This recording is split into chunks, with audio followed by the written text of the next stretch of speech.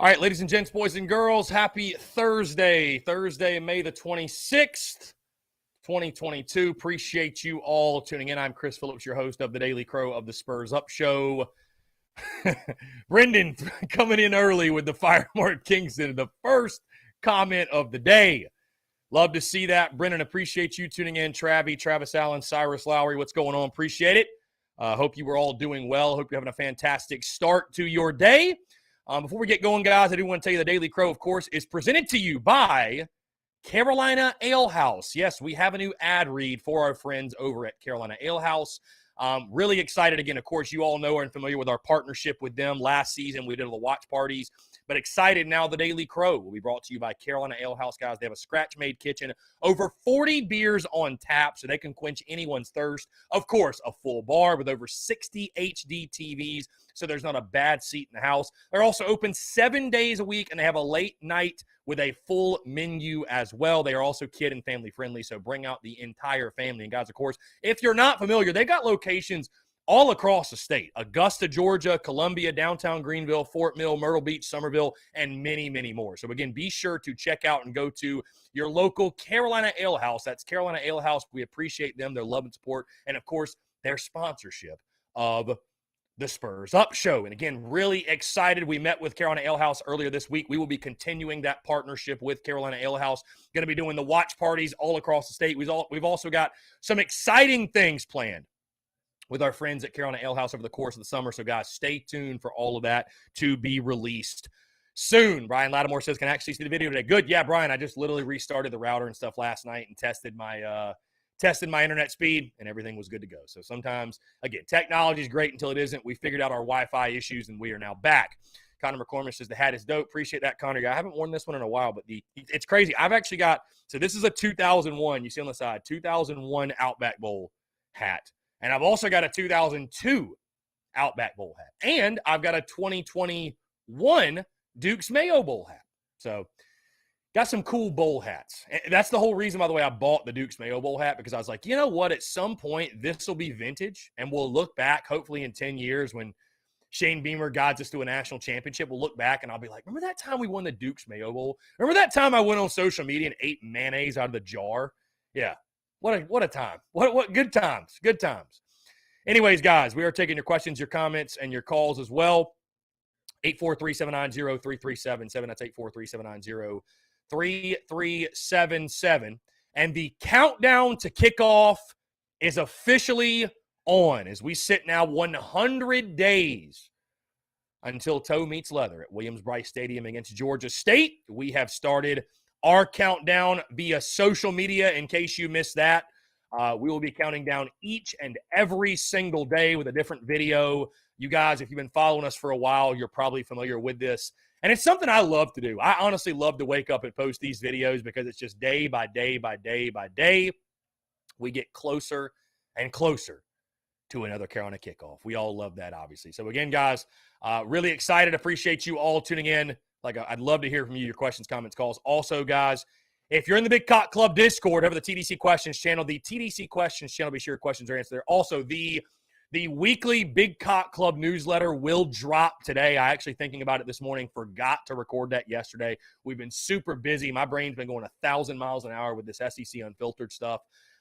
So we will get that out today because there's a lot of stuff to update on the back end in regards to business. So join over the Big Cock Club today, patreon.com/Big Cock Club. That's where you can get access to that.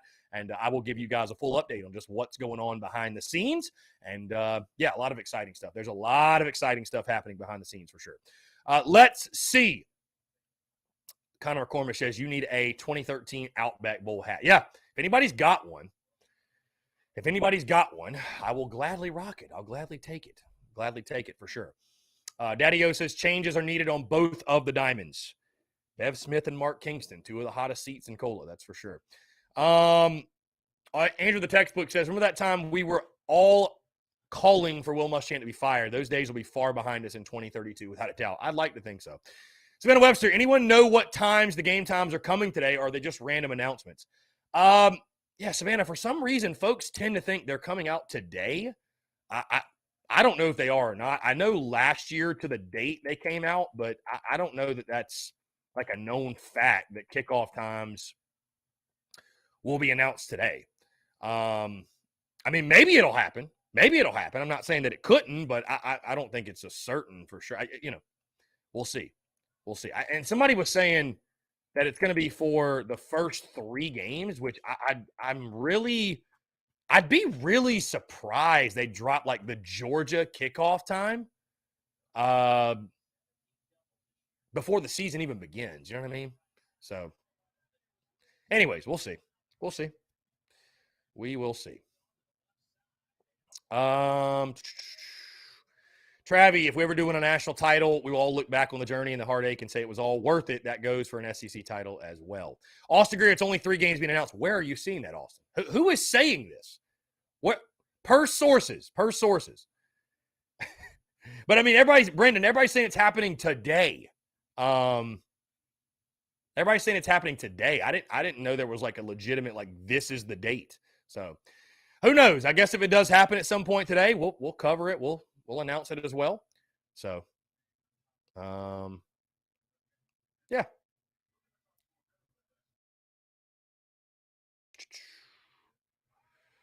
Let's see here. Brennan M says, Brennan, is it always the first 3 games? Oh, whatever. It's just weird. It's interesting to me they would announce the Georgia game already. I just, like, I would assume they'd wait on, but whatever. I mean, honestly, what they should do, college football should adopt what the NFL does and have like a schedule release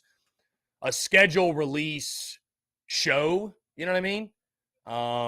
Have the times all set. You know, I just, the whole week by week thing. It would be nice for college football fans for us to be able to plan our weekends ahead of time, but whatever. Andrew the textbook says Georgia State will be a 7:30 kick. That's what he thinks. 7:30 kick, Arkansas 4:00 and Georgia 7:30. I'm just hoping and praying Georgia State's not on the game. That's it. Skyland Davis. Yeah, let's jump to the phone lines here. Skyland, what's up, man? How are you? What's up, buddy? Just hanging out. I want to call in and do a little something different today. Mm-hmm. Okay. Well, sports is just a piece of our life, but I want to take the time and honor those families that lost all of their children and the 2 teachers, because, you know, sports, this may be a small piece of our life, but you never know if it could ever happen to you.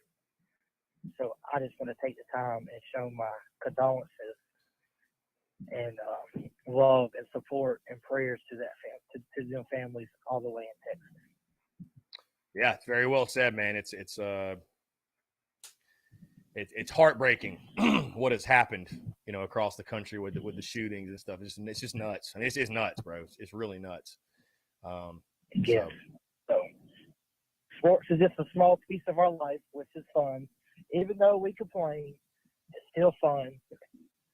I mean, but, you know, sports is just a small piece to what really matters in life. Right. Yeah, no, it is. You're right. You know, we're passionate about it. We're you know, we love it, but you're right. No, it's life is a lot bigger, and certainly stuff like that really does put it in perspective. So, because to be honest with you, if it was us and our kids, well, would we really be worried about if we're firing Mark Kingston or how Marcus Satterfield would do, or how?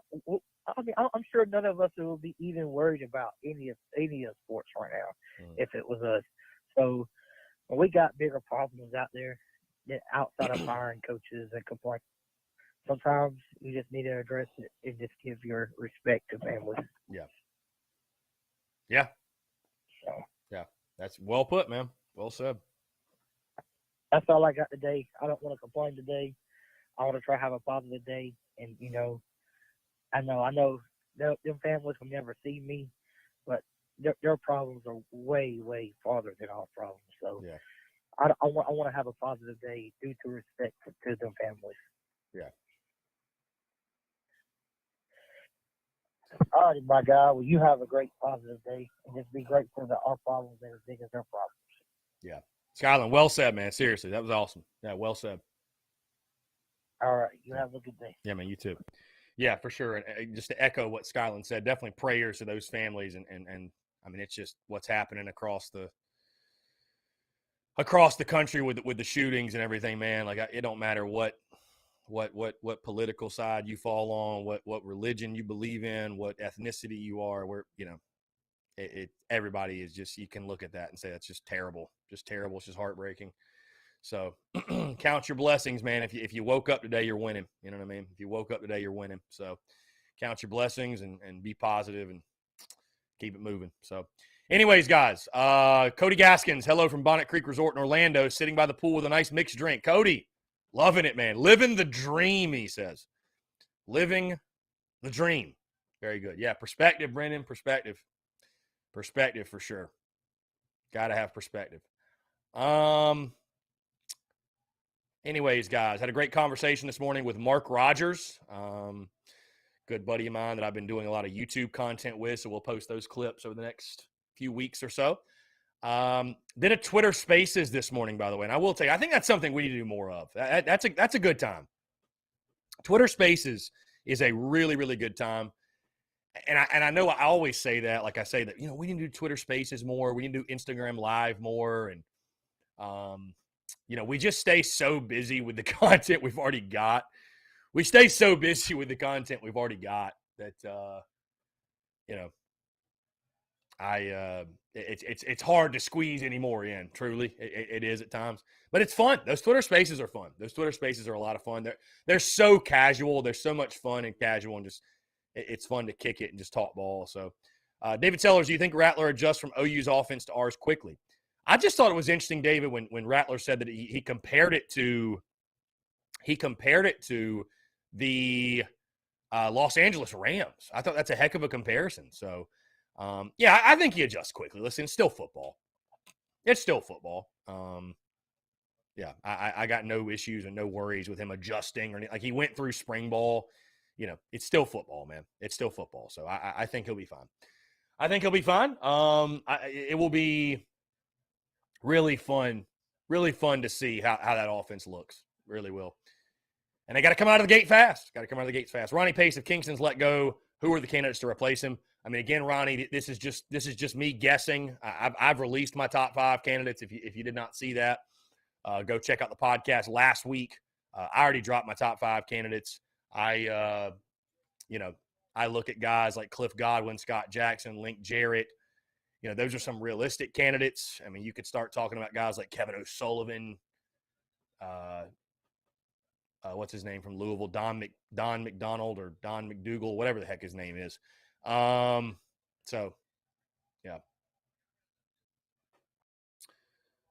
We will see. I got to be an opening first before we can hire a new coach. Will there even be an opening? I don't know. There might not be, which is a whole nother issue in itself. But anyways, have we, it's funny, man, after yesterday, we have officially, you could say it, we've officially hit the quote-unquote off season.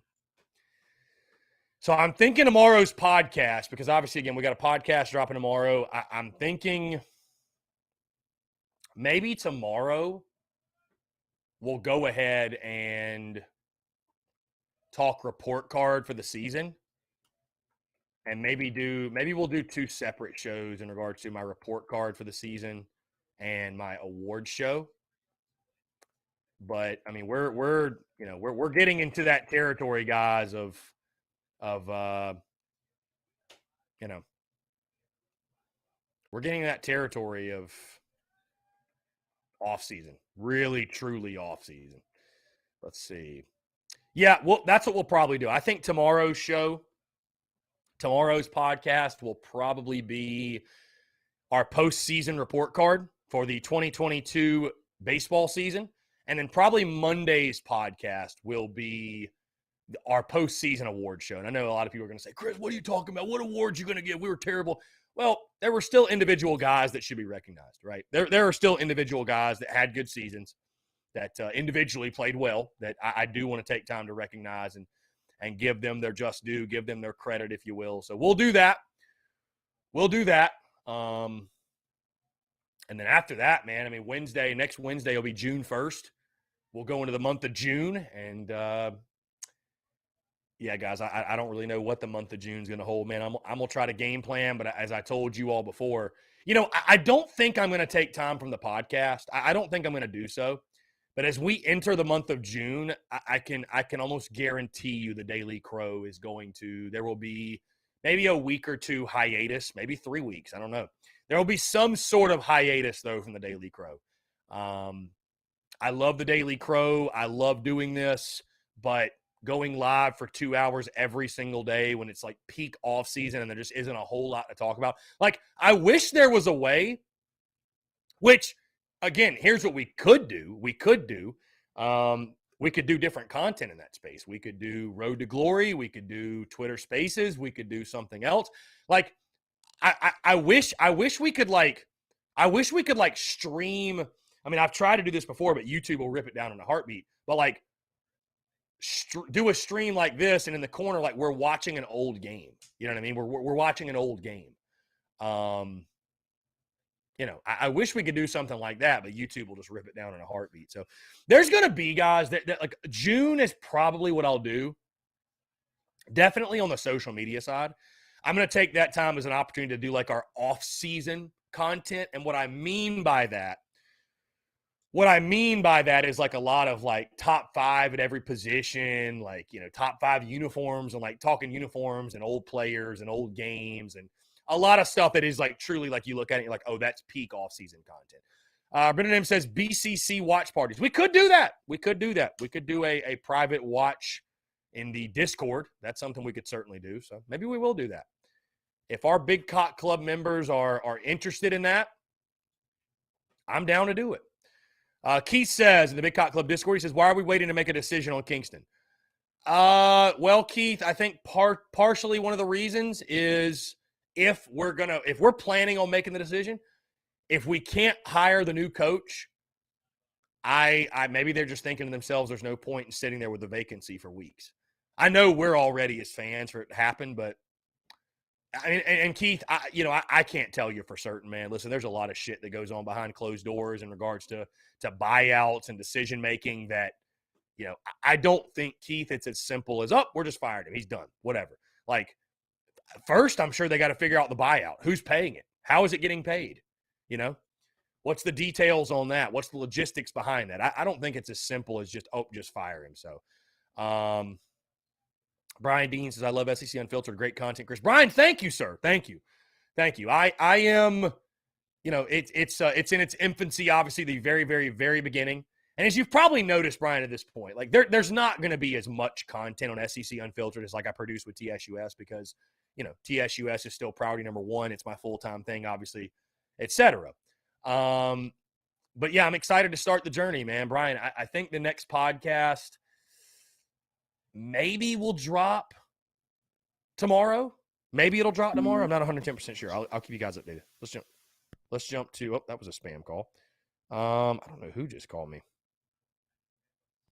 I don't know who that was. Let's see. Somebody actually called me before the show also. So.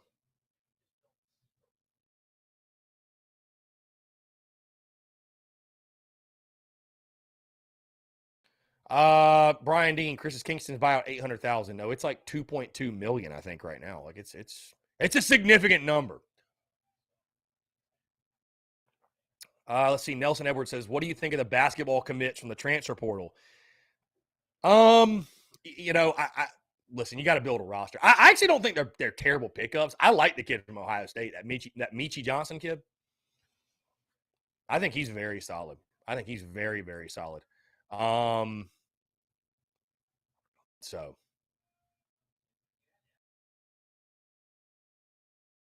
how about the SEC tournament being in another delay in Hoover? It's been the way. I mean, I said the word of the week is midnight and delay. So here, let's jump to the phone lines here. Call from Robbie Davis, a.k.a. Curve Street. To accept, press 1. Robbie, what's up, man? How are you? I'm doing good. How are you doing on this slightly, little bit rainy Thursday? I'm good, man. Just hanging out, having a day. 100 days to kick off. Excited to, at some point very, very soon dive into football content. But yeah, I'm having a day, man. Appreciate you calling in. I just also wanted to say that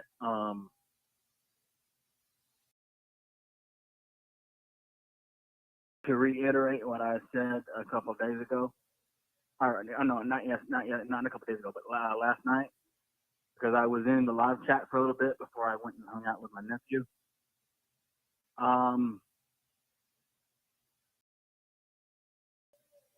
Like I said several weeks ago as well, me, you, and anybody in the live chat and anyone else listening or watching this, we do not have control over what happens to Kingston. We just got to sit back and wait. And whatever happens, we need to be prepared to swallow that pill, regardless of what happens at the end of the day. Yeah, I mean, I'm a big believer in not just in sports, obviously, but just in life. Control what you can control. So, listen, we spend a lot of time talking about things that we can't control because we can't control whether we win or not, but we spend our time racking our brains on it. But yeah, I mean the Kingston thing, unfortunately, on the tickets and stuff. Yeah, I mean, unfortunately, all we can do is, I don't think it's a decision that's going to happen today or tomorrow. I think that, as Ray Tanner said before, at the end of every season, they have their end of year evaluations. And I think Tanner will sit down with Kingston and they'll have that conversation. And, we just got to wait and see. I don't think there's any moving pieces yet. Right. And, I don't know an exact date of when it would happen. But I do think, I'll just be interested because I just do think at some point, like, they know there's noise. They hear the noise. Like, they've got to come out at some point and present a unified front no matter what. Whether he's coming back or he's not, they've got to come out and say either this is our guy, we back him 110%, or we are going a different direction. There's got to be some sort of unified front from USC when it comes to the baseball program. So, yeah, I don't know, again, when that'll be. Is that tomorrow? Is that a month from now? I don't know, but I'd expect there to be some sort of unified front coming in the near future. Mm-hmm. And also to reiterate what the previous caller said, prayers out to the families in Texas, 100%. Yeah, for sure. And my dad is leaving today to head to Tennessee. He should be there by now. If he left at the time he said he was going to leave, he should be there by now. But and I am my I didn't get this. I didn't know. I don't know if you got to my question from last night because I did send in a question, but I was gonna re-ask it just in case you didn't say anything about it. But which position on the defensive side of the football do you think could be possibly a major issue? Which position on the defensive side of the ball will be an issue? What's our biggest deficiency on defense? Probably linebacker. Mm-hmm. Yeah, probably linebacker. That's what I figured. Out of D-line, linebacker, and secondary. Yeah, I think it's linebacker at this point. We haven't, we have not been very good there recently. We haven't had a decent linebacker since Sky Moore. Well, I mean, I think Ernest Jones was good. I think T.J. Brunson was good. The problem more so is we only have normally one guy, and the rest of them are kind of meh. Yeah. Can you imagine if we had more than one linebacker on the field that just played like a man possessed? Like every snap of the football, he's around the football. Like that's one thing I loved about Sky Moore. Like no matter where the ball was, he was around the football. Yeah, I mean, it's called. And that's one thing I loved about watching Sky Moore play is like no matter where the ball was, he was in the vicinity of where that ball was. Yeah, I mean, it's called recruiting, Robbie. You got to go get those guys. So we got to go get those guys. That's what it comes down to. And I truly do still believe that Beamer can get the job done. Okay, I really do believe that because he's recruited for South Carolina before, so I really do think he can do it. And we need to just sit back and let him do his job. And I know I sound like a broken record because I say this all the time, but just sit back, let all the coaches do their jobs and what they're getting paid thousands of dollars to do, or millions of dollars. I don't know how much they're getting paid, but I know they're getting paid a lot, a heck of a lot of money, more than me. So I just sit back and let them do their jobs, what they're getting paid to do, and just sit back and enjoy it this season. Because like I also said, we only have 7 home games and 12 in total. Okay, so just sit back and enjoy it, and just let the chips fall where they may, and have fun with it for the next couple for whenever we start football season, come end of August, early September. Because I assure you, win, lose, or draw, and I definitely plan on going to the game against State. And by State, I mean South Carolina State, because I live in Orangeburg. I'm going to enjoy it no matter who we're playing against, because we only get 12 of them and 7 of them are home games. So whenever I go to a game this year or two, I'm going to enjoy it no matter who we're playing. I don't care if we're playing the number 1 team in the country or the worst team in the worst team in the country. I'm going to enjoy it because you only get so many of them. That's a fact, man. Enjoy it while we got it. All right, man. I'm gonna get off of here. To heck with Clemson, bunch of farming losers. You can just enjoy farming your corn while our students are busy getting jobs at law firms and big businesses. Go Gamecocks. To heck with Clemson. Y'all suck. I don't give a darn what somebody says. Y'all suck. All right, man. You have a great rest of your day and try and stay dry in case you go anywhere, because it's coming down over here, buddy. I'm telling you right now. It is coming down like Charlie Brown. I appreciate it, Robbie. Will do. Take care, my guy. Great stuff from Robbie Davis as always. So poetic. So poetic. Let's see. We got a text here. Chris, enjoy your show. If Kingston stays, what will next year's team look like? Will they be improved? I think they will. I actually think they will. Listen, the pitching's going to be better. I would almost venture to say that this will be a postseason team next year. I wouldn't doubt it. I wouldn't doubt it. I think the thing that will still be the case under Kingston is that the hitting won't be there. I've lost all faith and hope that we will ever be a competent hitting team under Mark Kingston. But the pitching will improve just simply because how many guys you get back from injury. But as is always the case, the hitting will be the problem. That's it. And so if you don't get rid of Kingston, you're not solving the problem, which is, the hitting woes. Yeah, Travis, I just saw that Ray Liotta died, bro. Legend. I love Goodfellas. Love the movie. Love Goodfellas. That's terrible. Terrible, terrible, terrible. So, Robbie talking about the weather, by the way, here. It's actually pretty nice out in downtown. So I was thinking about hitting the pool after this. Little pool day after this.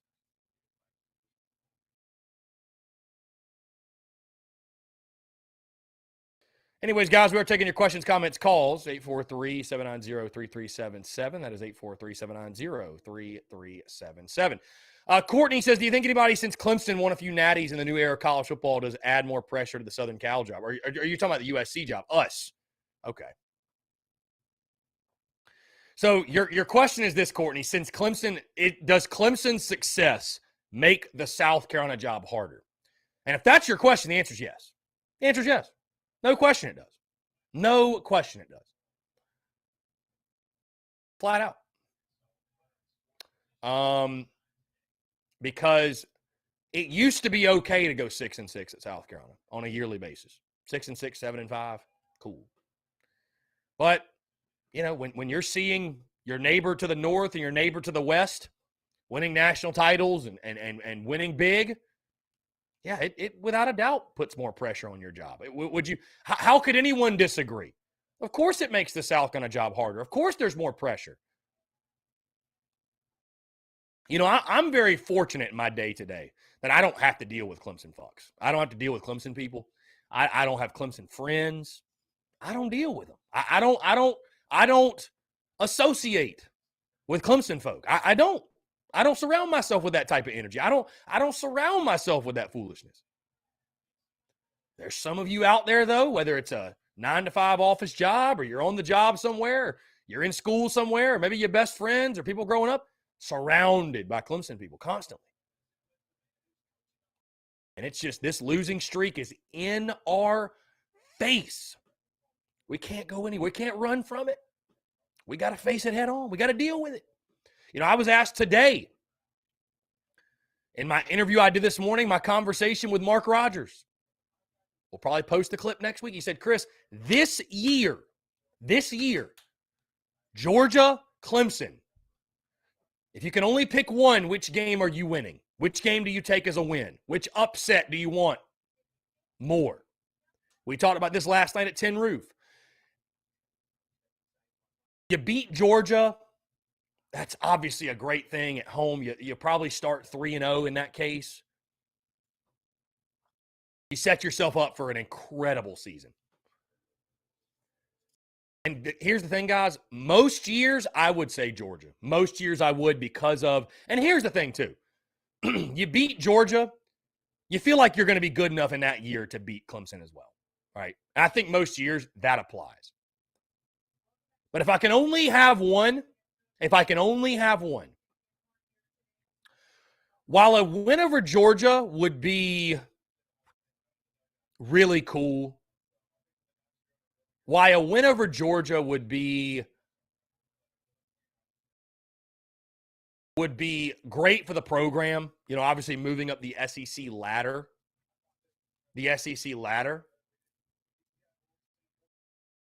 This fan base, and I've talked about it before, so desperately needs a win over Clemson, man. Desperately needs it. It's really hard to stomach the streak. It's tough to stomach how far the streak has gotten. You know what I mean? So for me personally in this season, because I think even if you beat Georgia, even if you upset Georgia, like you're probably still not winning the SEC East. You're probably still not, right? But a win over Clemson, oh my God, you are solving a lot of woes. You're solving a lot of woes within Gamecock Nation. You are, man. 7-5 with a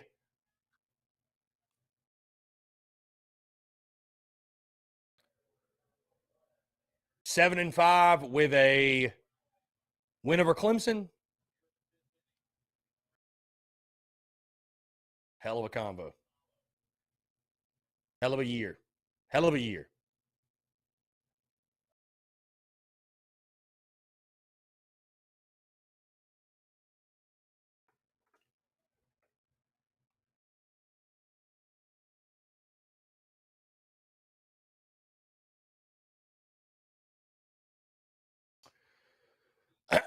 Let's see. Colton Carnell says, my son's mom and her family are diehard Tigers, and that's been rough. Well, Colton, it sounds like you said my son's mom, so it sounds like she's not your woman anymore, which it sounds like there's a reason, my guy. Sounds like there's a reason. And while that Clemson thing may not be the main reason, you know what? It's good enough for me. One of the reasons. That's an X for a reason, my guy. That's an X for a reason. Travis Allen says, I'll take both for the W. Well, no kidding, Travis. How about we go 12-0? Connor McCormick, I'd rather beat Clemson, but the fact that the Georgia game's at home, I feel like that would be a more electric feeling beating them. I don't know, man. Go into Clemson's place and beating them. How sweet would that be? Oh, my gosh. Oh, my gosh. I'd love it. I would love it. Lee Harold, a win over Georgia would benefit us more, even though a win over Clemson's always great. Well, Lee, seeing as that we haven't beaten Clemson since 2013, sign me up for the Clemson game.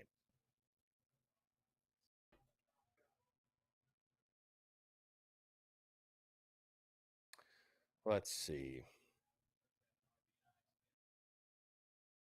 Barwick says we need a Brian Urlacher. I hear you.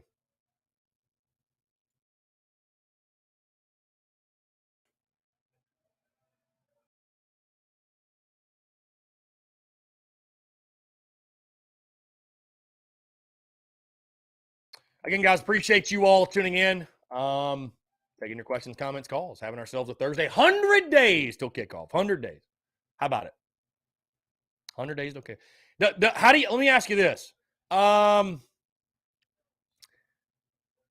y'all feel like? Do y'all feel like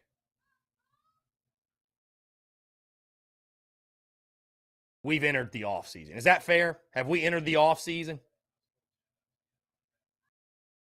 Have we entered the off season?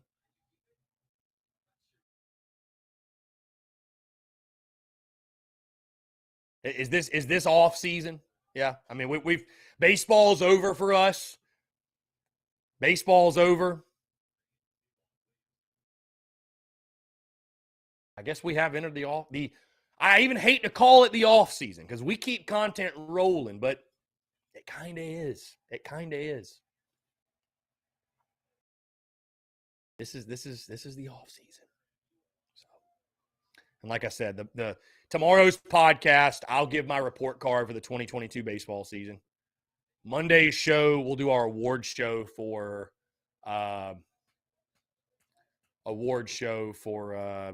the season.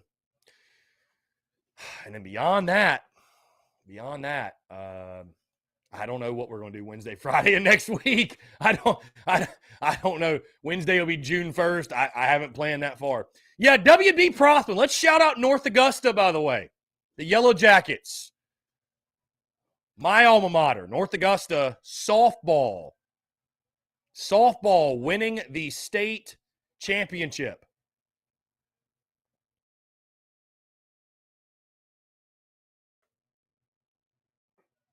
Winning the state championship. How about that? Love to see it. Hire the NA softball coach. I don't even know who they are, but sure, why not? Courtney Washington, my next question. How long does the fan base wait till they start tightening the pressure for a championship contender team? Or will we be willing to settle for an 8 to 10 win team? Courtney, I'm gonna save that question. I'm gonna save that question because we are about to jump into a break, but that leads me into a conversation that I want to get into more in depth. Again, guys, we are taking your questions, your comments, and your calls, 843-790-3377. That's 843-790-3377. Right? 843-790-3377. Having ourselves a Thursday here as we navigate through this week. I got the SEC tournament on. There's no baseball, though, because the rain in Hoover just will not go away. It will not. Either way, guys, again, we're going to jump into a quick break. I want to continue to hear from you more of your questions, comments, calls, and more on the other side. You're tuned in to the Daily Crow.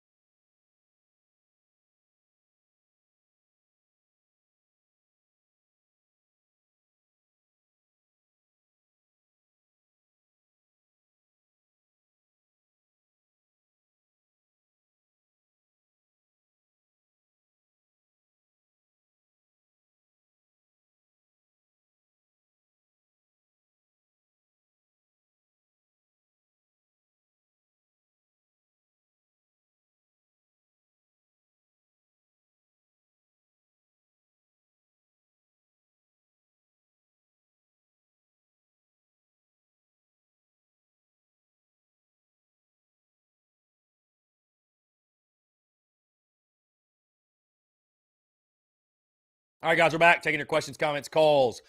843-790-3377. That's 843-790-3377. Let's get back to Courtney's question here.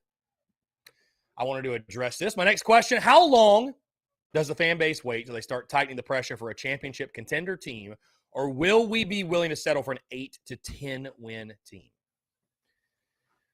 Courtney, I go back to this. College football has turned into, and really college athletics in general, but especially college football, where the pressure stays at an all-time high, right? Right. It is a win now mentality. That's what most fans have. It is win now. Coaches don't get 5, 6, 7 years to build programs, right? By year 3, if you're not winning by year 3, you're on the hot seat, right? Fans want you gone. I mean, look at Marcus Satterfield. Perfect example. I'm not saying Marcus Satterfield's going to be worth a damn. But fans halfway through the season were ready to fire him. So you don't get time as a coach to figure it out, right? You don't get time. But when Beamer was hired, guys, I looked at it as like, you know what? This is a minimum 5-year thing. He's never been a head coach. He needs time to build and recruit. Give him time. We got to be patient. We got to be patient. And so going back to Courtney's question, when will we start tightening the pressure for a championship contender? Courtney, hear me out. And says, or will we be willing to settle for an 8 to 10 wins per year team?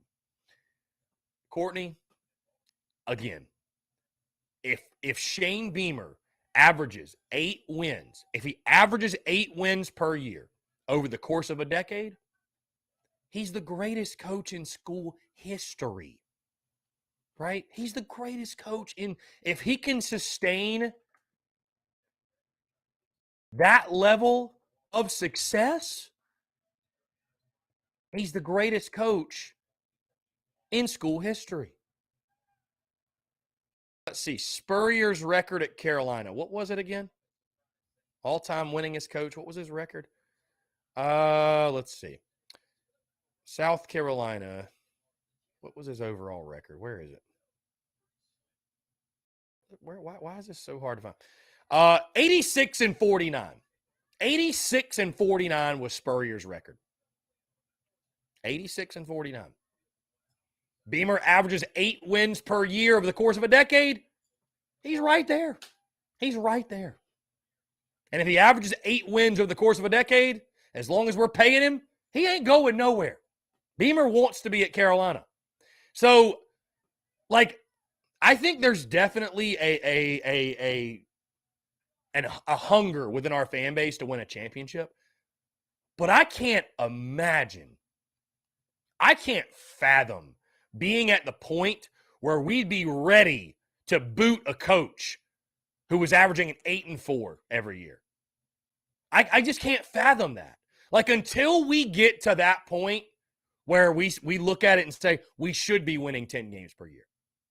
8-4 is not good enough. It's hard to fathom that because, guys, Carolina football's never been that. We've never been that. If we could get to a point we're going 8-4, 9-3 every 3 to 4 years, we're going 10-2, 11-1, bro. That is the sweet spot for Carolina football. That's the sweet spot, and I will sign up for that in a heartbeat.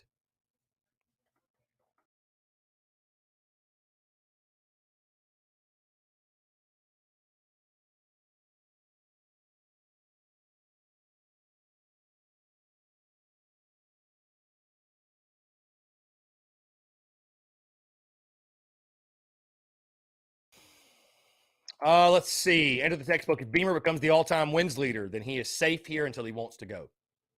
Pretty much, yeah.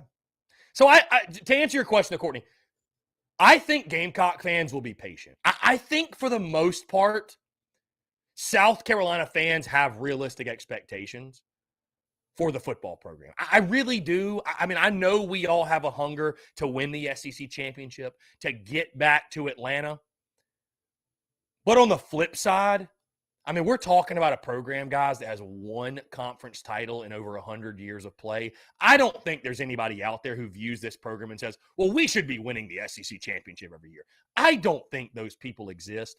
And if they do, it's a very small minority. Very small. Very, very, very small. So I think for the most part, this fan base will be patient with Shane Beamer. And I think if we're patient with Shane Beamer and give him time, I think we're going to be very, very pleased of how this thing goes. James Kendall says, man, I promise you all that when I find that magic lamp, these 10-win expectations will be met. I hear you, my guy. Connor McCormish, who's most likely to transfer in 2 years, Braden Davis or Tanner Bailey? Oh, dude, Connor, that's just – let me ask you this, Connor. How do you predict that? How do you predict that? You know? I mean, Connor, I was talking about this morning and the way that the transfer portal has impacted recruiting, right? The way the transfer portal has impacted recruiting. The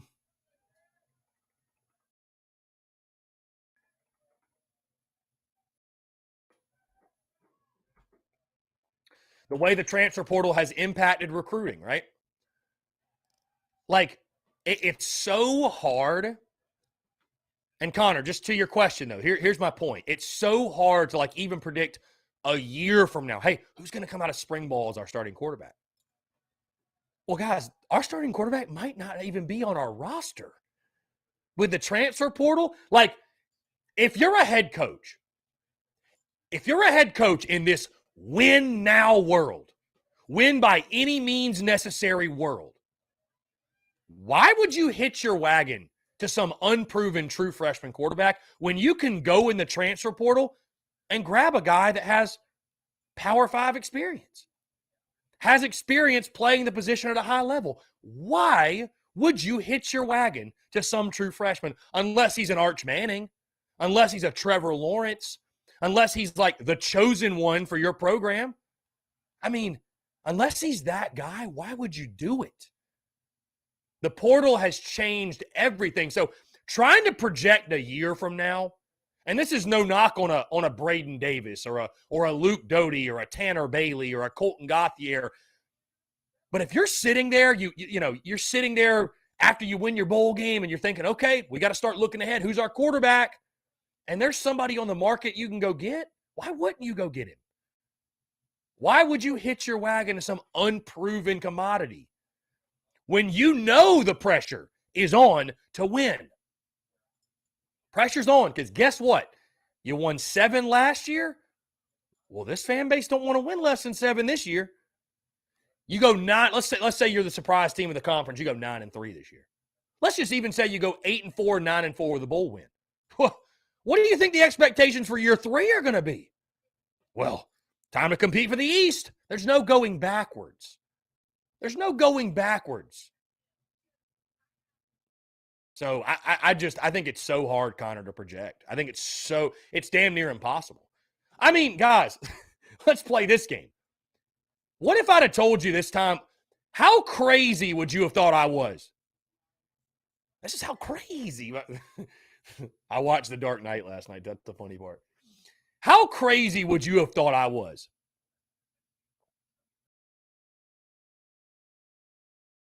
How crazy would you have thought I was?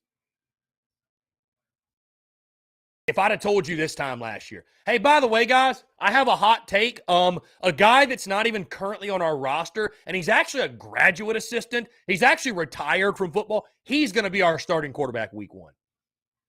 You'd have been like, Chris, you're literally insane. You're off your rocker, bro. You're making up bullshit. It happened. I mean, it happened. Like, right? Like, so that's why that's predictions and the preseason stuff. That's what makes college football so much fun. The preseason predictions and breakdowns and all the content, that's what separates college football from every other sport is that. But it's like, it really shows you how little the predictions mean because we don't know, dude. You don't know what's going to happen. I mean, you know what's so crazy about college football and, like, being in my position and just being anyone that makes content around it or talks about it or whatever. You think about it, guys. There are 12 games, right? There's 365 days in a year. Only on 12 days out of 365 is actual football played. That means anything.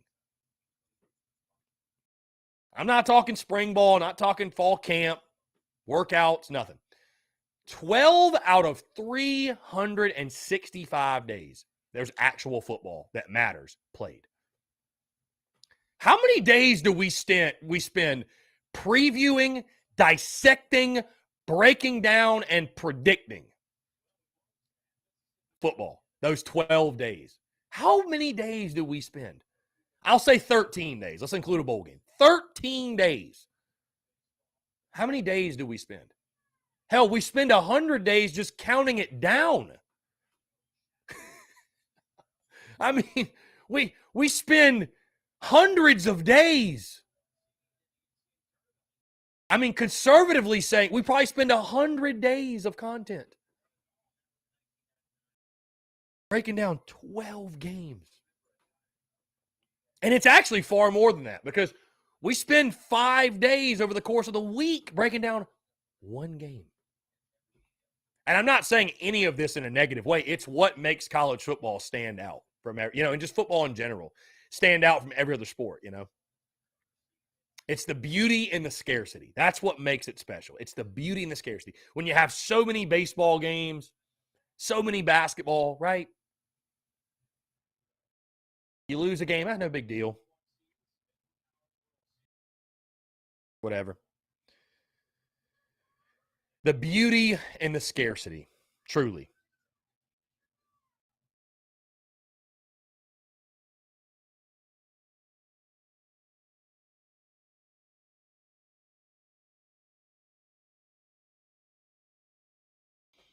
James Kendall, that day it came out that Luke was injured showed me how football controls my emotions way too much. Yeah, James, I'll never forget that, man. I was in Atlanta. And that came out, and oh my gosh, that was miserable. That was miserable, my guy. That was miserable, James. That was miserable. So, according to a lot of folks, we are supposedly going to be learning about kickoff times today. So, I'm hoping that's the case.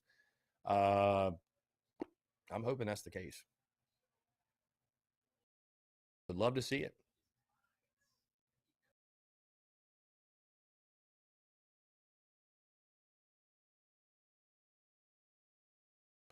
Anyways, guys, taking your questions, comments, calls, 843-790-3377.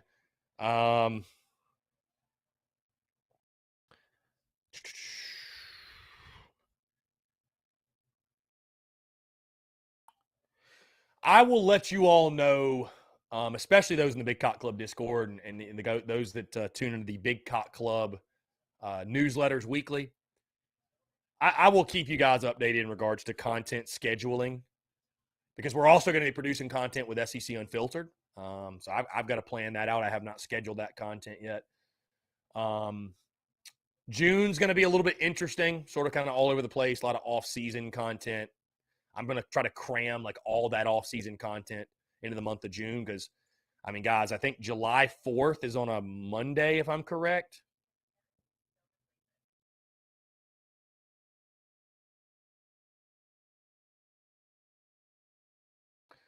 July 4th, let's see, July 4th is, yes, it's a Monday. So there will be no podcast that day, okay? No podcast that day. But literally that week, Wednesday the 6th, Friday the 8th. Wednesday the 6th, Friday the 8th. That Wednesday, Friday, I will drop my official game-by-game predictions for South Carolina football. And from there, the preseason content is on. The preseason content is on, man. Yep. The preseason content is on. So, very excited for it. Like I told you all before, Carolina Ale House, we've got some big ideas. I'll go ahead and say it to you too. I will go more in depth with this on the Big Cock Club newsletter. But I've had a dream for a while. You know how Shane Beamer, which I don't know if he, by the way, if he announced more dates. The welcome home tour thing he's doing. Does anybody know where? When is he coming to Columbia? When's he doing the Columbia one? That's my question. Either way, though, the way that coaches do these tours or whatever, right? The way Shane Beamer does his welcome home tour, and he goes across the state, and he talks Carolina football and all that good stuff. For the longest time, I've had like the idea in my head of like, what if we did a TSUS tour? And this is before Carolina Ale House ever exists, the partnership ever was a thing. This is before I even did my live show at Tin Roof. I was like, what if we did a TSUS tour and like went across the state, met people, did a live show, some sort of content, whatever. And so after talking with Carolina Ale House folks, we have not set official dates or anything like that. But, I'm proud to announce and say that I think in the month of July and maybe early August, that's going to be a thing. So, location in Augusta, location obviously in Columbia, but location in Greenville, location in Fort Mill, location in Myrtle Beach, location in Somerville, all across the state. All across the state. So I that's something that I really want to do. What is that? How many? That's Augusta, Cola, downtown Greenville, Fort Mill, Myrtle, Somerville. That's 6 locations. So probably do 3 in July, 3 in August. I think that'd be dope. I think that'd be sick, man. Just something to continue to generate buzz and excitement. And we'll have a lot to talk about, obviously, in July and August because I'll be doing my football content. We'll have all that to discuss. SEC Media Days will happen. And again, like I said, our content will be rolling so full steam, there will be plenty to dissect and talk about. Even if we just did like a meet and greet. But I do want to do a live show. Connor McCormick says you might get shot in Greenville. Connor, I don't know if you are thinking of the same location. I'm thinking of the downtown Greenville location. And also the Woodruff Road one. I don't think it's that bad. So either way, though, I think it'll be the downtown Greenville location Connor's will be. Brendan M says he'll come to the upstate stop. James, I have not gotten the bus, but I do have means of travel to get to the Carolina Ale House locations. The bus is still a dream. The bus is still being worked on. Lee Harold says, what is SEC Unfiltered? So yeah, Lee, really quickly, it is a new entity I've launched covering the entire SEC, not just South Carolina. So it is in its infancy stages, literally a couple of days old. But it's just a new entity I'm pushing, covering the entire SEC versus South Carolina. Content's very similar to how I do TSUS, podcasts, social media, maybe at some point a live stream. But yeah, Lee, that is the SEC Unfiltered that I'm referencing. At SEC Unfiltered on social media. Podcast is SEC Unfiltered across iTunes, Spotify, Stitcher, Google Podcasts, everywhere you can think of. So it's just going to be yours truly, a little bit more raw, unedited, again, unfiltered, talking the entire SEC instead of just the Gamecocks. James Kendall says, when you make it to Somerville, just make sure beach volleyball isn't playing Tennessee. Yeah, James, I've been down to Somerville twice, and we were playing Tennessee both times, once in football and once in basketball, and it was not fun. I mean, Somerville was fun. That location's awesome. That Somerville location is awesome. It really is. The games just didn't go well. So, yeah, as long as we're not playing Tennessee, we'll make it down there. Connor says, I'm talking because all the Clem Sucks fans up there. Connor, you say that, but I threw 2 watch parties last year. I would argue, this is no knock on anybody, but I would say our most electric watch party last year was the first one, the East Carolina game. That one in Greenville. And for a noon game, too. That's what impressed me so much. For a noon game. Those Greenville folks really rock with me. They rock with TSUS. And I think one of the biggest reasons is that I think they were just so appreciative. I don't know if my guy Kemper's tuned in. Kemper Keenan, one of the head dudes, one of the head honchos of the Greenville Gamecock Club. He was able to promote and get those guys, get people out there and stuff like that. But I think those Greenville folks, and I don't want to put any words in anybody's mouth, anything like that, but I think those Greenville folks really just appreciated the fact that I was so willing and so adamant about coming up to the upstate and, pushing a watch party up there. You know what I mean? Like, because it is Clemson territory. I mean, literally, Carolina Ale House, we were in there, and I was hanging my flag over Clemson shit. You guys probably recall that and probably remember seeing that. I was hanging my flag over Clemson shit, So, but I loved it. I loved it. That venue is incredible. That downtown Greenville, Carolina Ale House location is awesome. And it's something I want to continue to do. It's something we're planning on continuing doing. So, unfortunately, for those of you who may have hoped the case would be that I'd be going to road games, I will not be going to road games yet again. Instead, we will be doing the watch parties at Carolina Ale House this season.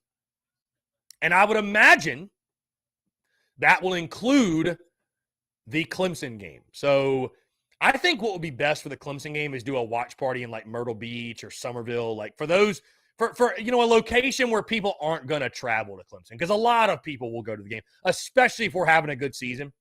A lot of folks will go to that game. And maybe, maybe Carolina Ale House will want to do like a collaboration tailgate. I could just see that.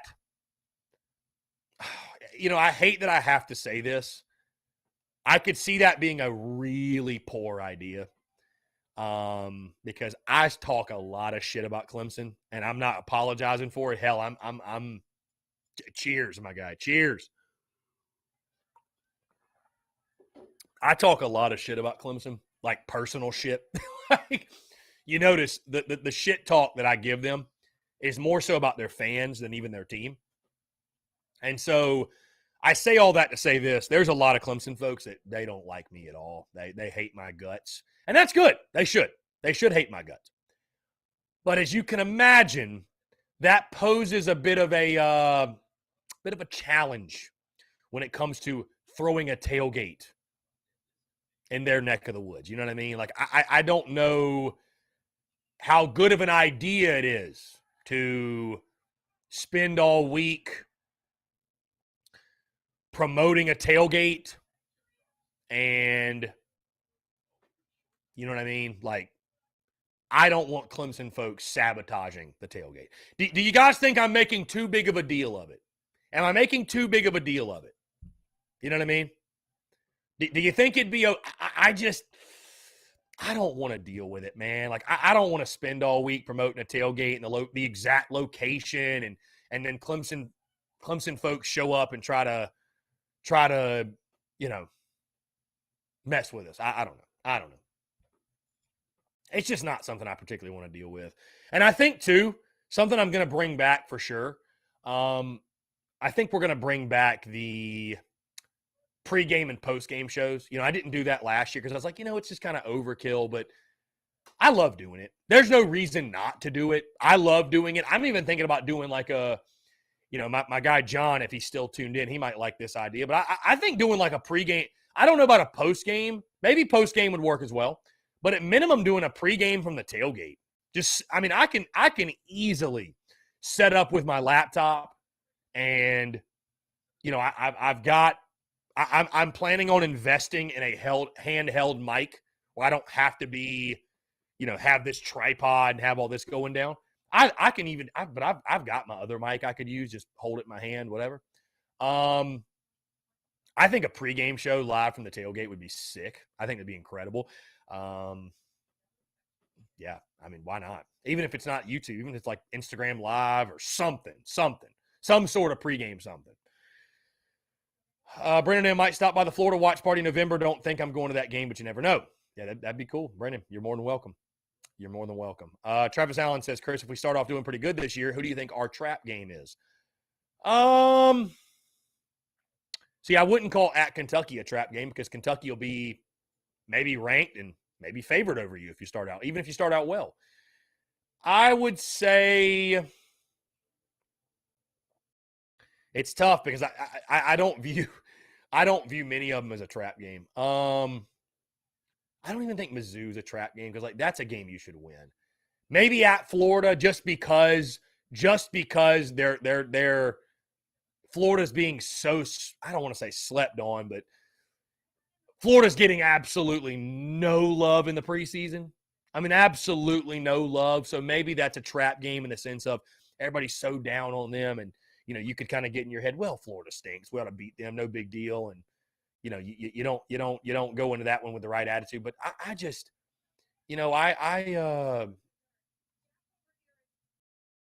I still look at that one as like, dude, you've never played well there. Like, you'd be a damn fool to think Florida's just going to be some easy game,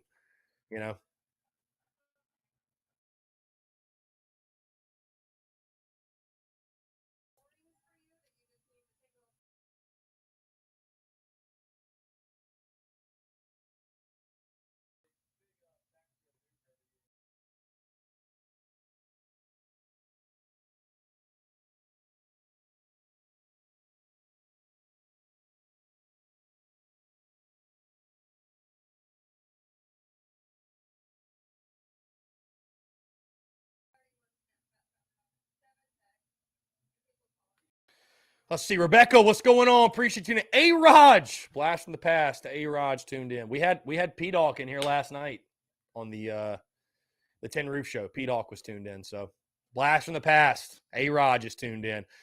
Rebecca, what's going on? Hope you're having a good day.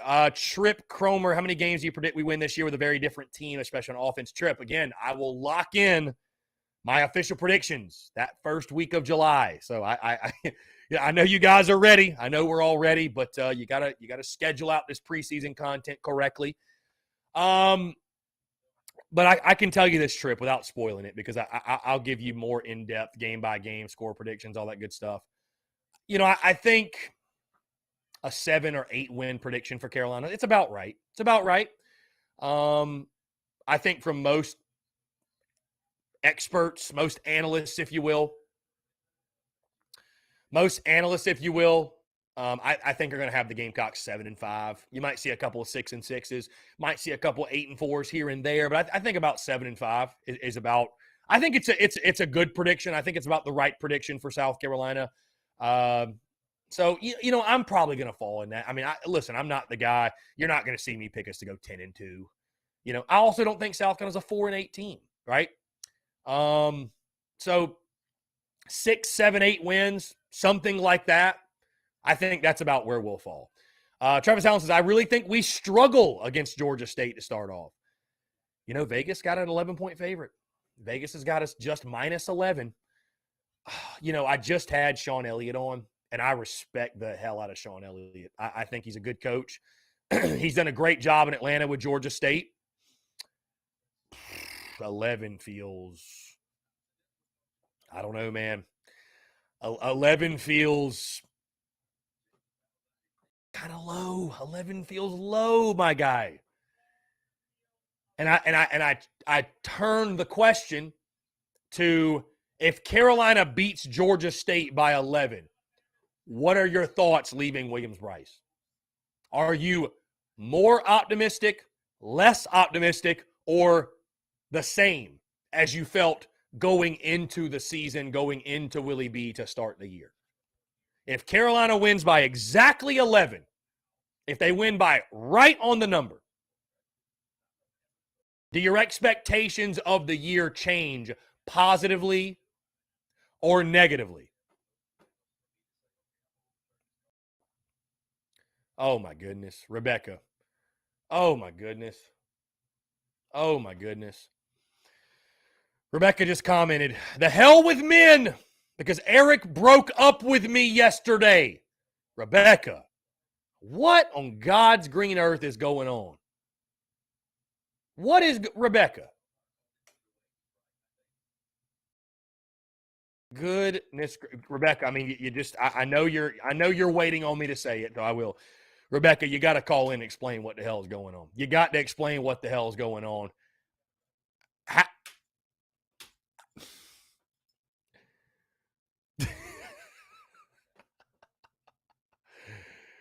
Rebecca, what is going on, Rebecca? Hashtag Team Rebecca. Hashtag Team Rebecca. My goodness. My goodness. Rebecca, call in. Hey, Rebecca, let's do this. Call in after the break. We're going to take a 5-minute break. We are going to jump into a break. So after the break, call back in. I want to hear everything. Guys, more of your questions, comments, calls, and more on the side. You're tuned in to the Daily Crow.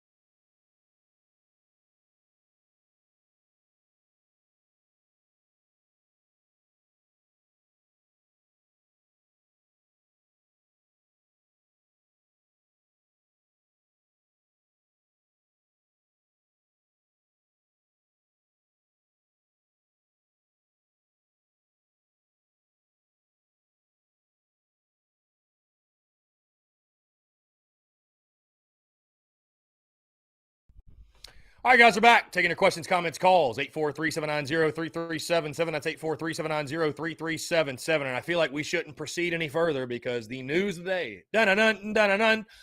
Breaking news. This just in. Rebecca just got dumped by her man. We need to know what happened. I'm sorry. I didn't mean to make that sound funny, by the way. I know it's a sensitive topic. Rebecca, you're more than welcome to call in, though.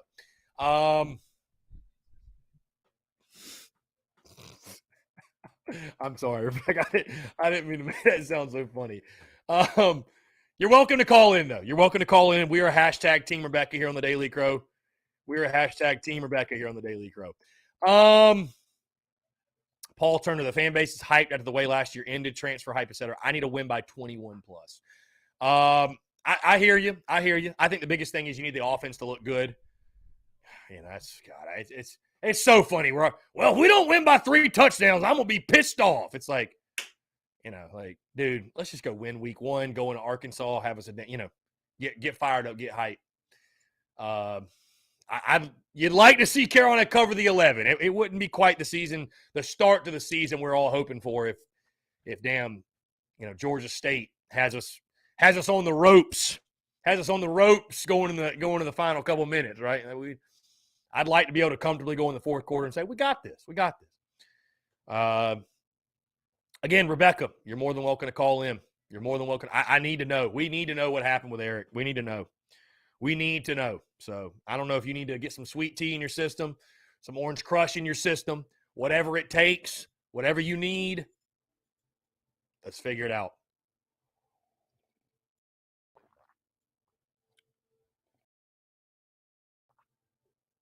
Whatever you need, Rebecca.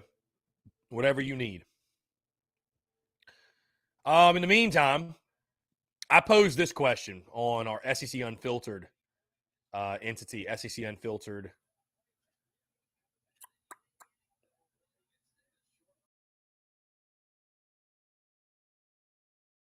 Our SEC Unfiltered entity, the most overrated and underrated SEC teams entering the season.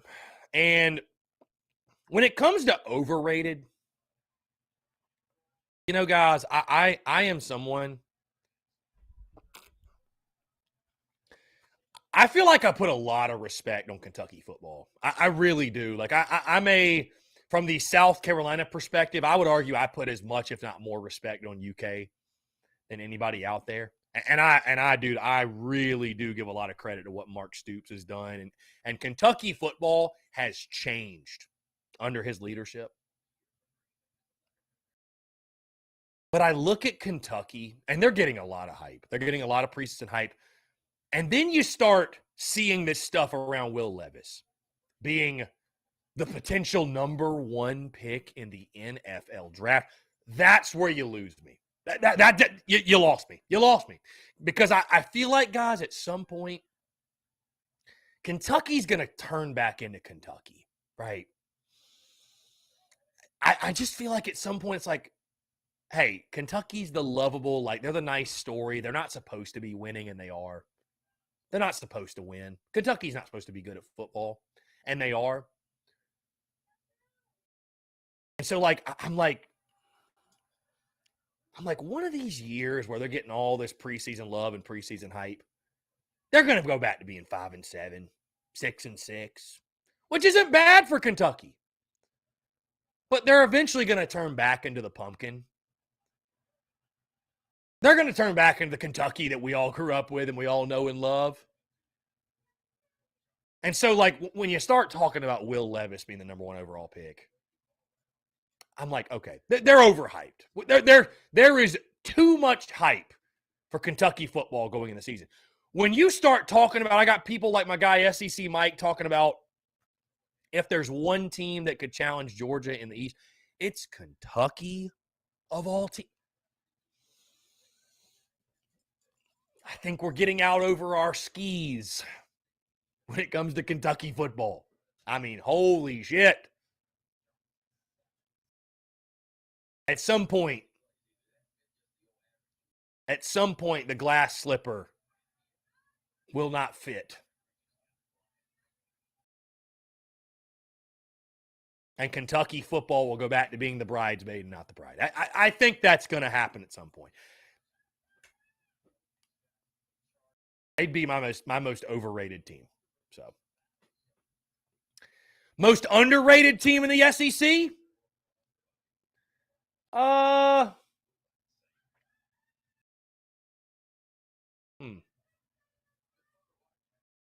Most underrated team? That's a little bit of a tougher one for me. Is it Carolina? I mean, 5.5, bro. 5.5? You could argue we're underrated in Vegas. 5.5. Oh, my God, 5.5. Who is putting that on what? I don't know. LSU, John Edward thinks LSU's underrated.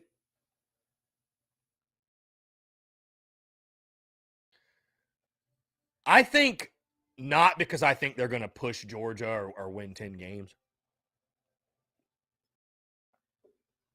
But from what I've seen from people, I think Florida is underrated.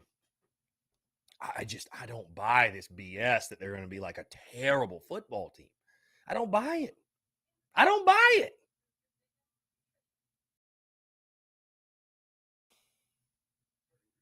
I don't buy it.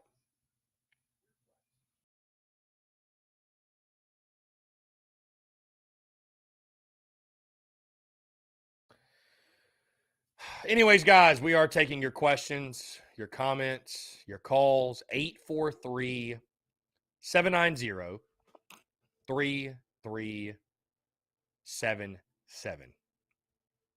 We'd love to hear from you.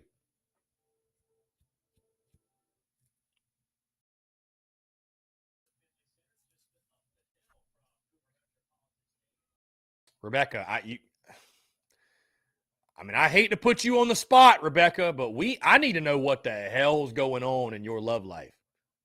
And I didn't think I'd ever be on the Daily Crow asking about somebody's love life, but damn it, the drama that is following you, I need to know. Damn it, I'm curious now, and curiosity, it's a dangerous thing, but I'm curious. I'm curious now. Where do we go from here, Rebecca? What is the plan? I feel like every day something's changing with you. Where do we go from here? What's the course of action? What is the course of action? Where do we go from here? These are questions only Rebecca has the answer to. These are questions only Rebecca has the answer to.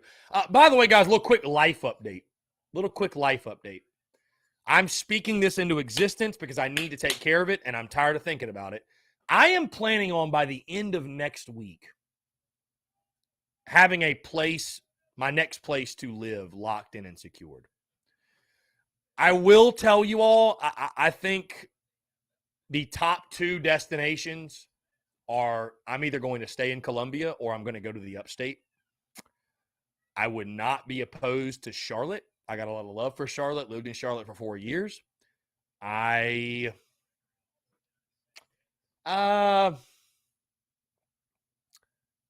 say like I wouldn't be opposed to Charleston, but bro, Charleston's just so outrageously expensive. I don't think that's even a realistic possibility. Yeah, so those would probably be the top 3. And so it's all just going to be about finding the place I like. That's really what it's going to come down to.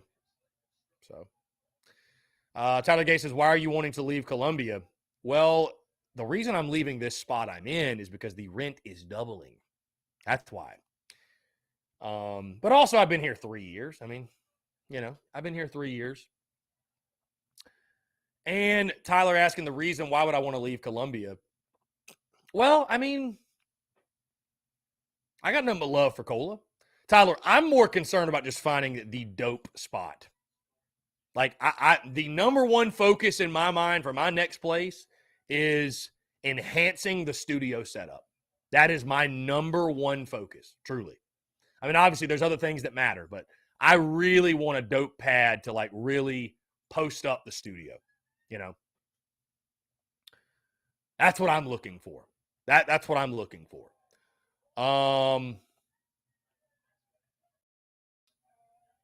And so it's just all about where that spot is. Now, again, you ask, why would I want to leave Columbia?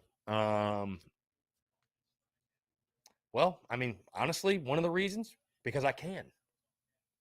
I don't have to be in Cola to do what I do. I think some would disagree, but when you really think about it, like, I don't. Like Babes and Waves says, how are you going to promote and do watch parties without being in the heartbeat of Columbia? Babes and Waves, we don't do our watch parties in Columbia every week. We only did one, or no, excuse me, we did a couple in Cola, but I mean, we do them all over the state with Carolina Ale House. The only thing that would really change, guys, is I wouldn't go to every baseball and basketball game. That's the only thing that really changed. And guys, honestly, when you look at it from the business side, like, I don't have to go to those games. I mean, are y'all going to people aren't going to stop following our content because I'm not there in person at a basketball game or a baseball game. I go to baseball because I love to go. That's why I go. That's why I go, And for football, I'll be coming down. We'll be throwing the tailgates. I'll be coming down for football.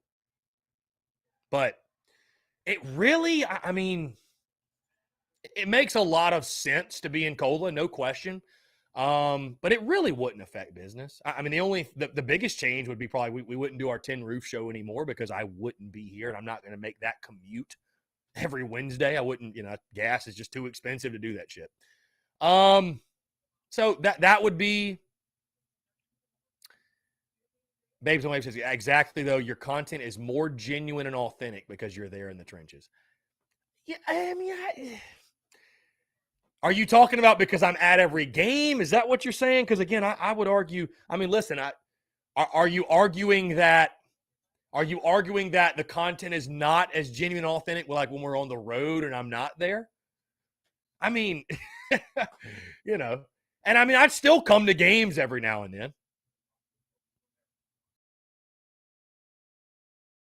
I'll just put it to you this way, Babes and Waves. I'm not like itching to get out of Cola. Bro, I love Cola. Love Cola. Love being here. You're right. I love being in the action. But if I find a dope pad in Greenville, if I find a dope pad in Charleston, and it makes sense with what I'm looking for financially, all that, and it's better than any spot I can find in Cola, I'm going to take it. You know what I mean? I'm going to take it flat out. Because again, I mean, I built the business in Charlotte. I don't know if anybody recalls that, but I first 2.5 years I lived in Charlotte doing this. So I was not in Columbia, I was not in Cola. Was not in Columbia at all. I'd come to games every now and then, but I didn't live in Columbia. So yeah, Tyler Gay, it's funny, man. One of my best friends, he's actually he's trying to convince me real hard to come to Greenville. He's trying to convince me real hard to come to the upstate. He lives in Anderson. So my guy James Kendall says, got a spot for you on my couch in Mount Pleasant. Thanks, man. Appreciate that. Nick Marshall says, come to Abbeville, 45 minutes from Greenville. I hear you. Connor McCormick, have you looked at suburbs in Columbia? Yeah, I mean, I've been looking around. I just need to like lock in on a spot. I gotta lock in. Gotta lock in. Yeah. So gotta lock in on a spot. And I will say too, Greenville, a vote for Greenville because those Greenville people rock on me, dog. They rock on me hard. So there are a lot of great Gamecocks in the upstate. There really are. I never would have thought I'd ever even be considering taking my show up there, but there's a lot of great Gamecocks up there. There really are. There really, really are.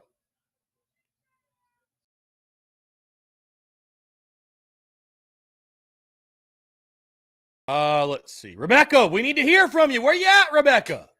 Come on, Rebecca. Where you at, Rebecca? Come on now.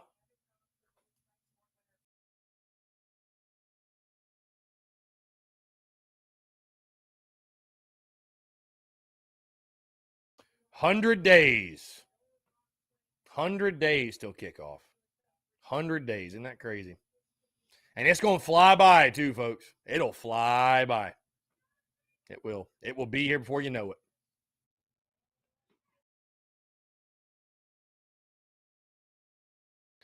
Thomas Walker says, can't do Greenville. You just said earlier that you purposely stay away from Clemson fans. I mean, you know, I will go up there, though, Thomas, for the watch parties and stuff. So, I don't know. Like I said, Thomas, it's going to come down to just finding the right spot. That's all it is. Just finding the right spot. It will. What's meant to be will happen. I truly believe that. So we'll be good. We'll be fine. We'll be fine. We'll be Gucci.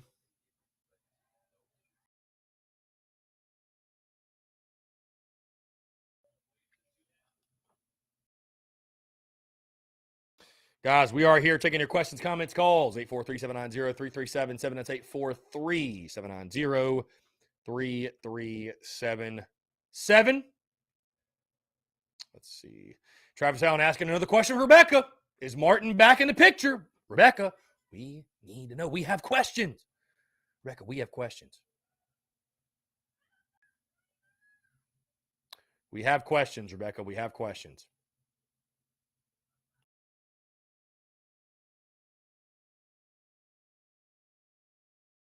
Trip Cromer, where are we at least depth in football, you think?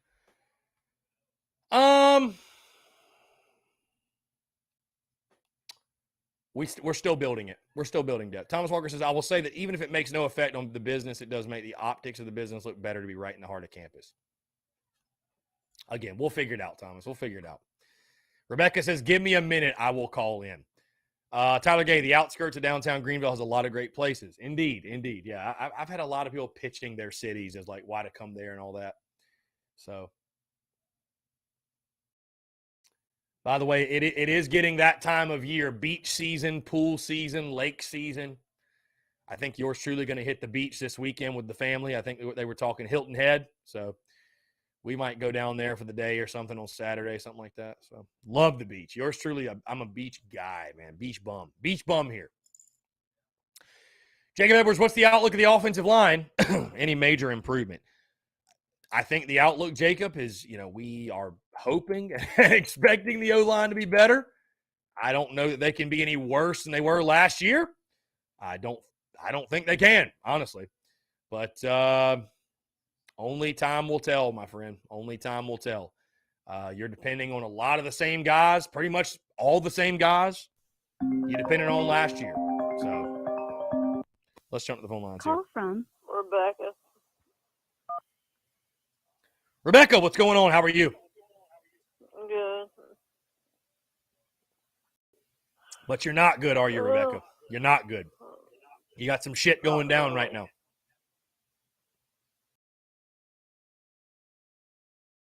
Not really. I'm not doing good, but I'm here. All right. Let us know what the heck's going on. What in the world's going on, Rebecca?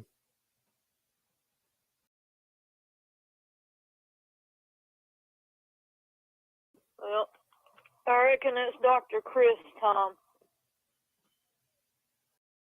I guess it is.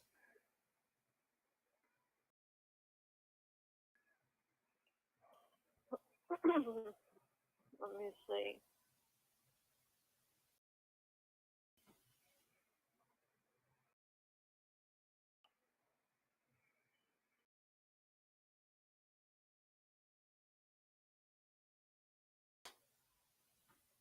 Alright. I was over there at. You don't have to do your hand like that. I've seen that. I'm just here we go. I'm encouraging you. Okay. I was over there at Eric's place. I stayed the night over there. And we was doing just fine and everything. I don't know what happened from there. I know his mom and dad called him, and I don't know what went down from there. And he said that they was having some family problems, and it was none of my business, really. And all I know is that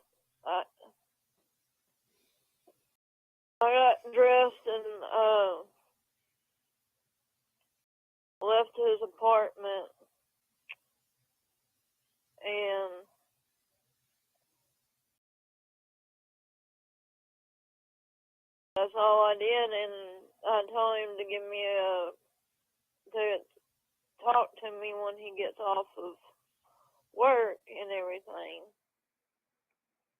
And then he tells me in a message on Facebook, said, I really don't want to hurt your feelings, but I really don't think that this is working out. I've got too much on my plate right now.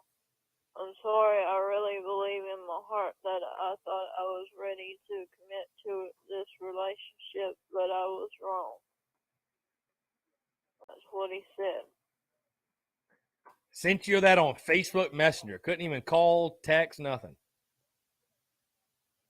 And I tried to talk to him last night,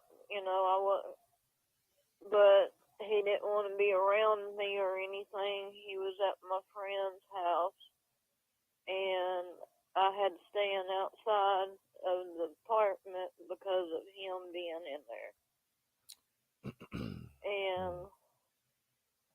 And they said that he said that he was too scared to go into a relationship, right, about being hurt and stuff like that. And that's mostly the reason why he broke up with me is because he wasn't ready.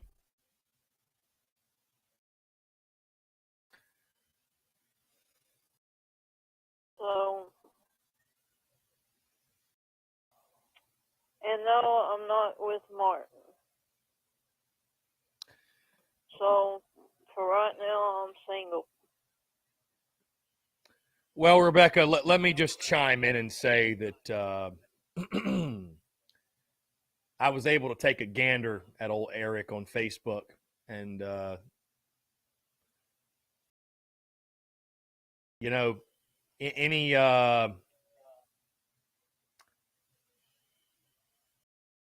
any man that rocks earrings should not, to the level in which I saw, should not be trusted. So, in my humble opinion, you dodged a bullet, Rebecca. You dodged a bullet. So, you're single. Congratulations is what I say to you. Congratulations. Congratulations. You dodged a bullet. So, I reckon I'm going to be single for a while. Just take it easy and be single. Yeah, just kick back. Hey, like you said, the hell with men. They don't know what the hell's going on. Don't know what they want. We grown folk. We got no time for that. We got no time for that energy. Right. Got no time for that energy, Rebecca. Work on yourself. Focus on yourself. Lock in on yourself. That's it. Be single as a Pringle. The only one thing that I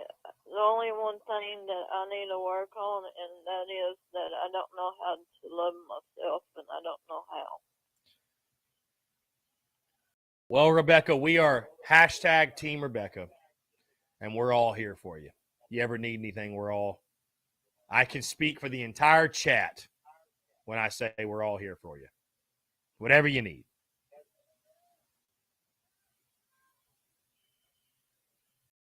I mean, how do you love yourself, to be honest? Well, Rebecca, you got to look internally. You got to look internally for sure.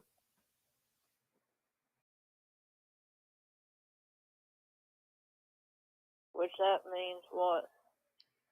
Well, Rebecca, if I was a therapist, I could explain that further, but I'm not. If I was a legitimate doctor, I would probably have a better answer. Yeah, it all comes back to self-worth, though, and knowing that you're enough, and you're doing okay, you're doing enough, right? Not comparing yourself to others, fuel your passions and your dreams and your things that bring you joy and happiness. Starve your fears and anxieties and things that make you anxious, right? That's a good place to start. Right. I think that's a good place to start. So.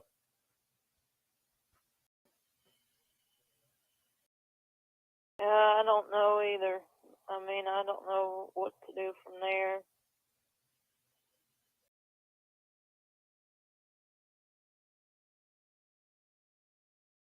Like I said, we're all. Hey, you're Rebecca. You are loved. You're enough. You're important. You know what I mean? Nobody's perfect in this world, so don't be so hard on yourself. That's what I would say. Don't be so hard on yourself. Yeah, I'm not trying to.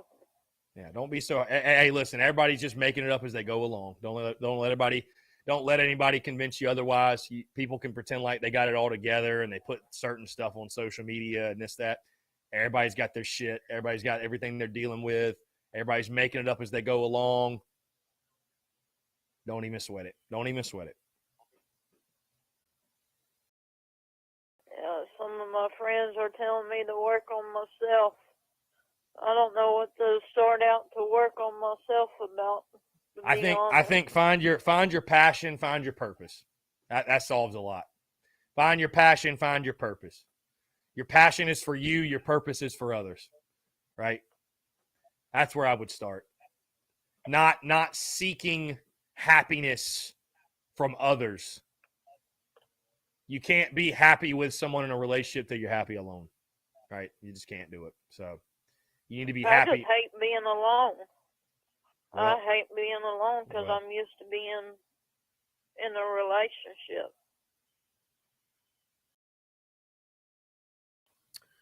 Well, that's an adjustment to make. But once you master that, become a master of self, master the voices in your head, a lot of shit clears up, Rebecca. A lot of shit clears up.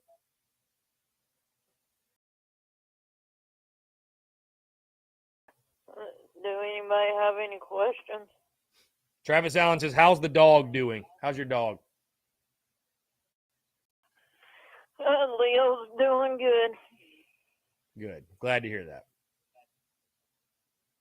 Hashtag Team Rebecca, hashtag Team Leo. So. Yeah, all my animals are doing good. My grandfather's doing good. My mom's doing good. I don't know, I've heard, I don't know how many times from my mom saying that people, now this is my local bank, I don't know for sure, but people will be getting their Social Security checks early because of Memorial Day, is what I'm hearing. Didn't know that. Yeah, I don't know if it is or not. Mom keeps telling me that I believe we're going to get our checks on Friday, and I'm like, okay. And so, I don't know. We'll see. Mm-hmm. Well, Rebecca, if you need anything from me or us in the meantime, let me know. It's always a pleasure to chat with you. But yeah, we're all here for you for sure. So we're all here for you. Team Rebecca forever. Right.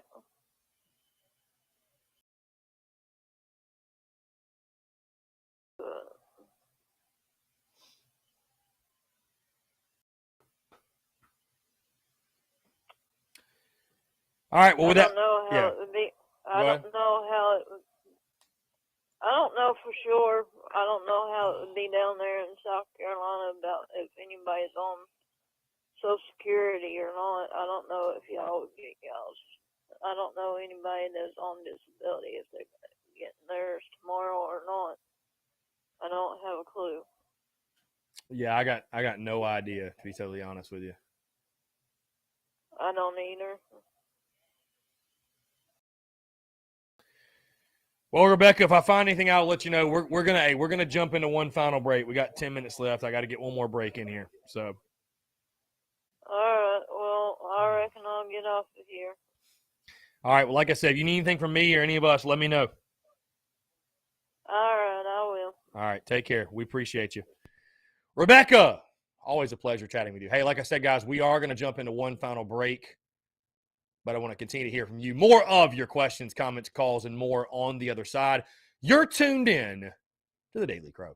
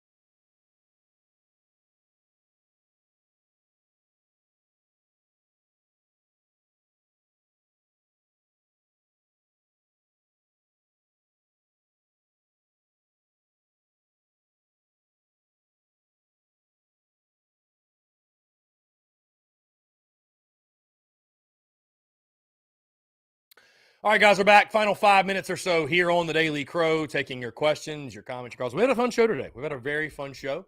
And I want to say that, man, thank y'all so much. Thank y'all so much because, there are times where I think about, maybe we should scale back the Daily Crow to an hour, or we should take some time off or what have you. But then I think, it's been awesome to watch what the Daily Crow has evolved into from, we don't just talk Gamecocks here. We talk everything. We talk life. We'll talk other sports. We'll talk entertainment, news. It doesn't matter what it is. You know what I mean? This is our space for 2 hours to chop it up. That's what it is. And that's a beautiful thing. You know what I mean? I really look at the Daily Crow as one of the biggest game changers for my business.